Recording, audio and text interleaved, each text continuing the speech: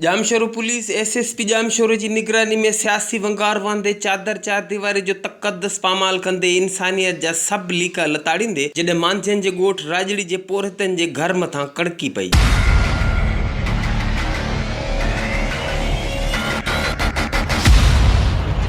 औरतन ॿारनि मथां सिधियूं गोलियूं हलायूं हुयूं, पोरतनि जा घर ड्राहे पट कया विया। Chairman human right justice and defenders advocate Abdul Wahab Abbasi जे ख़ुसूसी हुकुम ते जॾहिं human right justice and defenders जी team advocate Asma Abro, advocate Mansoor हब ऐं कोऑर्डिनेटर गुलाब खान रिंद जी सरबराही में जॾहिं सरज़मीन ते पहुती, हर तरफ़ तबाही जा मंज़र हुआ। खोखली क़ौम परस्ती जा नारा हणंदड़ नाम निहाद क़ौम परस्त चूंडियल नुमाइंदा ऐं अवाम जे दर्दनि जी तर्जमानी कंदड़ मीडिया जो को बि नुमाइंदो मुतासिर वटि न पहुतो। पुलिस पारां ॻोठाणनि जा घर ड्राहे पट करण जो अमल जारी, ॻोठाणा मुकम्मल तौर ते बेयारो मददगार। Chairman human right justice and defenders advocate Abdul Wahab Abbasi जो मुतासिर ॻोठाणनि जी मुकम्मल क़ानूनी मुआवनत जो ऐलान।